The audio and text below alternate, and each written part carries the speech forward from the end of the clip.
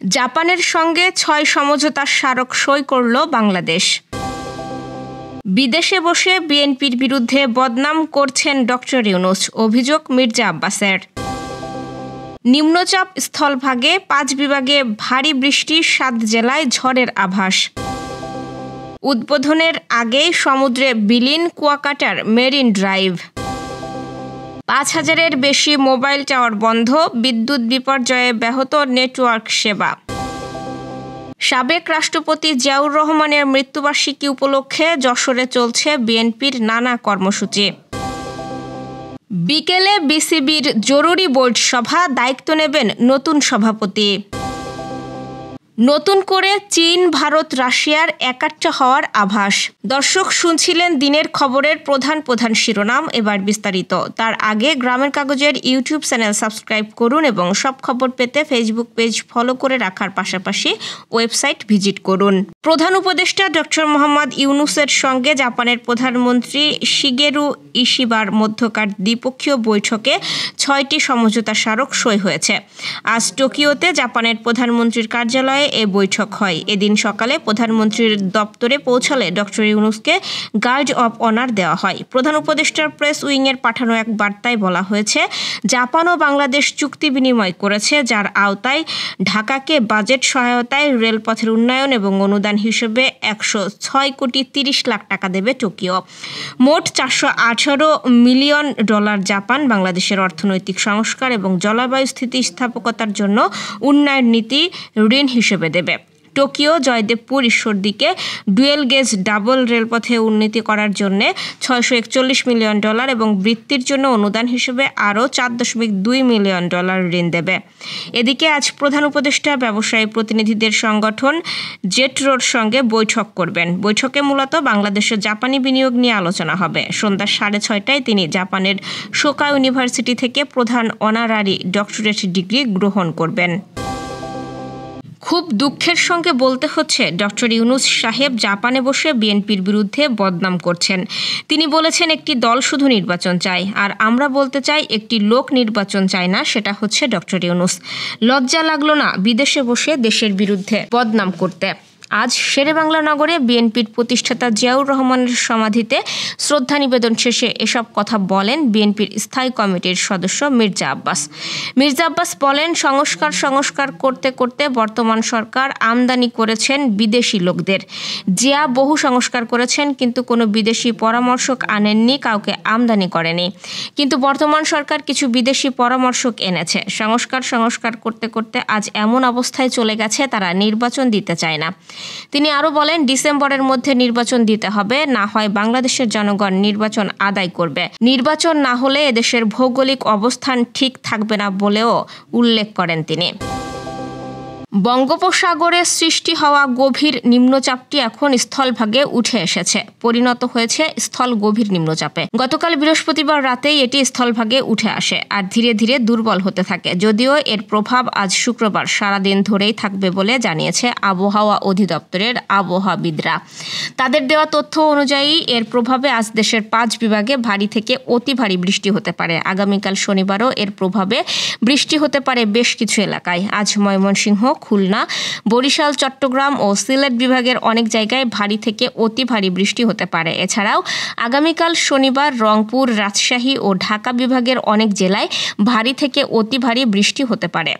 গভীর নিম্নচাপের পরবর্তী সময়ে সক্রিয় মৌসুমী বায়ুর প্রভাবে এই বৃষ্টি হতে পারে। এছাড়াও আজ দেশের 7 জেলার ওপর দিয়ে সন্ধ্যা 7টার মধ্যে 80 কিলোমিটার বেগে ঝড় বয়ে যেতে পারে বলে জানিয়েছে আবহাওয়া দপ্তর। শুক্রবার সকালে অভ্যন্তরীণ নদী বন্দরের জন্য দেওয়া সতর্কবার্তায় এ তথ্য জানানো হয়। এতে বলা হয়, বরিশাল, পটুয়াখালী, নোয়াখালী, কুমিল্লা, চট্টগ্রাম, কক্সবাজার এবং সিলেট অঞ্চলের ওপর দিয়ে দক্ষিণ ও দক্ষিণ পূর্ব দিক থেকে ঘন্টায় 60 থেকে 80 কিলোমিটার বেগে বৃষ্টি ও বজ্রবৃষ্টি সহ ঝোড়ো হাওয়া বয়ে যেতে পারে। নির্মাণ কাজ প্রায় শেষ হলেও উদ্বোধনের আগেই জোয়ারের তোড়ে প্রায় 5 কোটি টাকা ব্যয়ে নির্মিত কুয়াকাটার মেরিন ড্রাইভের আদলে নির্মিত সড়কের বড় অংশ ধসে পড়েছে। বুধবার সকাল 10টার দিকে শুরু হওয়া জোয়ারের তাণ্ডবে 0 পয়েন্ট থেকে পূর্ব দিকে নির্মাণাধীন 2 কিলোমিটার সড়কের একাধিক অংশ ধসে পড়ে। পুলিশ বক্স সর্দার মার্কেট, ফুচকা মার্কেট সহ একাধিক স্থাপনা সাগরের ঢেউয়ে বিলীন হয়েছে। মাইকিং করে পর্যটকদের নিরাপদ স্থানে সরিয়ে নিচ্ছেন পুলিশ ও স্থানীয় স্বেচ্ছাসেবকরা। তবে মেরিন ড্রাইভ সড়কের এই বেহাল দশার জন্য নিম্নমানের কাজ ও পর্যাপ্ত তদারকির অভাবকে দায়ী করছেন স্থানীয়রা। তাদের অভিযোগ, সড়ক নির্মাণে নিম্নমানের নির্মাণ সামগ্রী ব্যবহার করা হয়েছে, এমনকি নির্মাণকালে এই বিষয়ে সংশ্লিষ্টদের তদারকির ঘাটতি ছিল। দ্রুত মেরিন ড্রাইভ রক্ষায় কার্যকর পদক্ষেপ নেওয়ার দাবি করেছেন স্থানীয়রা। তাদের আশঙ্কা, অবিলম্বে ব্যবস্থা না নিলে পুরো প্রকল্পটি ধ্বংস হয়ে যাবে। নিম্নচাপজনিত টানা বৃষ্টি, দমকা হাওয়া ও জলোচ্ছ্বাসের কারণে দেশের বিভিন্ন অঞ্চলে বিদ্যুৎ সরবরাহ মারাত্মকভাবে ব্যাহত হয়েছে। এর সরাসরি প্রভাব পড়েছে দেশের টেলিযোগাযোগ খাতে, যার ফলে মোবাইল নেটওয়ার্ক সেবা ভয়াবহভাবে বিঘ্নিত হয়েছে। শুক্রবার সকালে টেলিযোগাযোগ ও তথ্য প্রযুক্তি মন্ত্রণালয়ের দায়িত্বপ্রাপ্ত প্রধান উপদেষ্টার বিশেষ সহকারী ফয়েজ আহমেদ তোয়েব তার ভেরিফাইড ফেসবুক পোস্টে জানান, দুর্যোগের কারণে এখন পর্যন্ত প্রায় ৫,৯০৪টি মোবাইল টাওয়ার বা সাইট সম্পূর্ণরূপে বন্ধ রয়েছে। এটি দেশের মোট সাইট সংখ্যার প্রায় ৩৫.৮%। টেলিকম অপারেটর এবং টাওয়ার কোম্পানিগুলো বিকল্প ব্যবস্থায় নেটওয়ার্ক সচল রাখতে ৬২৪টি সাইটে পোর্টেবল জেনারেটর সংযুক্ত করেছে এবং আরও ৫০৪টি জেনারেটর এটারও ব্যবস্থা করা হয়েছে। এগুলো দ্রুত ক্ষতিগ্রস্ত সাইটগুলোতে স্থাপন করে পুনরায় সেবা চালু করার চেষ্টা হচ্ছে। ফয়েজ আহমেদ তোয়েব বলেন, দুর্যোগ পরিস্থিতি সামাল দিতে মোবাইল অপারেটর, টাওয়ার কোম্পানি ও পল্লী বিদ্যুৎ কর্মকর্তারা দিনরাত এক করে কাজ করছেন। সাইটগুলো সচল রাখতে পোর্টেবল জেনারেটর সরবরাহ অব্যাহত রয়েছে। বিদ্যুৎ সরবরাহ স্বাভাবিক না হওয়া পর্যন্ত এই বিপর্যয় চলতে পারে বলে আশঙ্কা করা হচ্ছে। যশোরে যথাযোগ্য মর্যাদা ও নানা কর্মসূচির মধ্য দিয়ে পালিত হচ্ছে বিএনপির প্রতিষ্ঠাতা ও সাবেক রাষ্ট্রপতি শহীদ জিয়াউর রহমানের ৪৪তম মৃত্যুবার্ষিকী। জেলা বিএনপি ও এর অঙ্গ সহযোগী সংগঠন সমূহ ৩ দিনের কর্মসূচি গ্রহণ করেছে। শুক্রবার সকাল ৬টায় লালদিঘি পাড়ে জেলা বিএনপির কার্যালয়ে জাতীয় ও দলীয় পতাকা উত্তোলন এবং কালো ব্যাজ ধারণের মধ্য দিয়ে কর্মসূচির সূচনা হয়। সকাল 10টায় জেলা বিএনপির আয়োজনে এবং ওলামা দলের সৌজন্যে জিয়াউর রহমানের আত্মার মাগফিরাত কামনায় এক দোয়া মাহফিল অনুষ্ঠিত হয়। এরপর জেলা ছাত্র দলের আয়োজনে স্বেচ্ছায় রক্তদান কর্মসূচি অনুষ্ঠিত হয়। এ সকল কর্মসূচিতে অংশ নেন বিএনপির কেন্দ্রীয় কমিটির ভাইস চেয়ারম্যান অধ্যাপক নার্গিস বেগম এবং খুলনা বিভাগীয় ভারপ্রাপ্ত সাংগঠনিক সম্পাদক অনিন্দ্য ইসলাম অমিত সহ জেলা পর্যায়ের বিএনপির নেতৃবৃন্দ। পরে তারা বিভক্ত হয়ে শহর ও সদর উপজেলার বিভিন্ন ওয়ার্ড ও ইউনিয়নে খাবার বিতরণ সহ অন্যান্য কর্মসূচিতে অংশগ্রহণ করেন। বিসিবিতে পরিচালকের পদ হারিয়েছেন ফারুক আহমেদ। জাতীয় ক্রীড়া পরিষদ তাকে বাদ দেওয়ায় কার্যত খালি পড়ে গেছে বোর্ড সভাপতির পদও। সদ্য সাবেক হওয়া সভাপতি জানিয়েছেন লড়াই চালিয়ে যাবেন। অন্যায়ের কথা আইসিসিকেও জানিয়েছেন। এর মধ্যেই নতুন খবর, আজই আনুষ্ঠানিকভাবে নির্ধারণ হয়ে যেতে পারে বোর্ড সভাপতি। বিসিবি সূত্র জানিয়েছে, শনিবার হতে যাওয়া সভাটি আগের প্রেসিডেন্ট বাতিল করেছিল।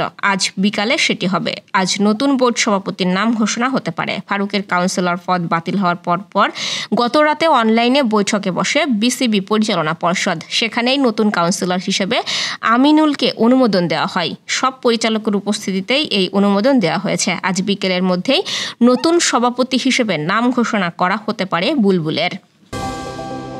রাশিয়া, ভারত ও চীনের মধ্যে ত্রিপাক্ষিক সহযোগিতা আবার শুরু করার আগ্রহ প্রকাশ করছেন রুশ পররাষ্ট্রমন্ত্রী সের্গেই লাভরভ। তিনি বলেন, এই ত্রয়ী কাজ আবার শুরু করার সময় এসেছে। খবর এনডিটিভির। রাশিয়ার পারম শহরে ইউরোপ ও এশিয়ার সীমানায় অনুষ্ঠিত একটি আন্তর্জাতিক রাজনৈতিক ও সামাজিক সম্মেলনের মূল অধিবেশনে বক্তব্য রাখতে গিয়ে লাভরভ একথা বলেন। এই সম্মেলনের লক্ষ্য ছিল ইউরেশিয়ায় একটি ন্যায্য ও যৌথ নিরাপত্তা ও সহযোগিতা ব্যবস্থা গড়ে তোলা।